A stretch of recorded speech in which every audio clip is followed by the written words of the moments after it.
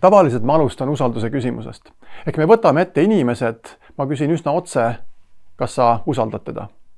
No ilmselgelt me ütleme oma meeskonna inimestele, et me usaldame neid. Ja aga kui nüüd latt tõsta hästi kõrgele, tõstame kohe päris kõrgele, siis ole hea, mõtle palun korraks oma 2-3 inimese peale, kes on sul kõige olulisemad inimesed meeskonnas ja ütle mulle, kas sa oled valmis juba ette lubama, et teed täpselt nii, nagu ta sulle on valmis ütlema ja sa veel ei tea, mida ta ütleb sulle. See võib tunduda natukene äärmuslik lähenemine, aga see näitab väga ilusti ära, kui palju ma tegelikult usaldan. Nüüd, kui on ette lubatud, et ma teen täpselt nii, nagu ta ütleb, siis paljud hakkavad mõtlema, et kas ma nüüd saan seda muuta või ei saa, et oleks kivisse raiutud. Ei, see ei ole kivisse raiutud, sest nüüd alles hakkab mängima kogu see meeskonna omavaheline suhete pool. Usaldus, avatus, otsekohesus, kõik see kokku, kas me saame omavahel rääkida asjadest nii, nagu päriselt on.